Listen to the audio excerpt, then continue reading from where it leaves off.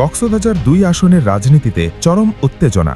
জামায়াতে ইসলামের সহকারী secretary general ড হামিদুর রহমান আজাদের মনোনয়ন বাতিল করা হয়েছে। শুক্রবার বিকেল ৫:৩০টার দিকে মনোনয়নপত্র যাচাই বাছাই শেষে এই সিদ্ধান্ত জানান রিটার্নিং কর্মকর্তা মোহাম্মদ আব্দুল মান্নান।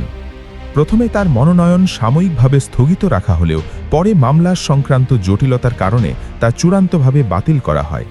রিটার্নিং কর্মকর্তার কার্যালয়ের সূত্র জানায়, যাচাই বাছাইয়ের সময় ড হামিদুর রহমান আজাদের বিরুদ্ধে চলমান একাধিক মামলার তথ্য উঠে আসে। নির্বাচন কমিশনের বিধিমালা অনুযায়ী বিষয়টি পর্যালোচনা করে তার মনোনয়ন বাতিলের সিদ্ধান্ত নেওয়া হয়।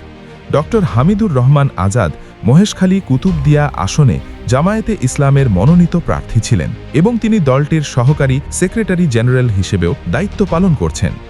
এদিকে ত্রয়োদশ জাতীয় সংসদ নির্বাচনকে সামনে রেখে দেশজুড়ে মনোনয়নপত্র যাচাই বাছাই কার্যক্রম অব্যাহত রয়েছে। এরই অংশ হিসেবে বিভিন্ন আসনে একাধিক প্রার্থীর মনোনয়ন স্থগিত ও বাতিলের সিদ্ধান্ত আসছে নির্বাচন কমিশনের পক্ষ থেকে।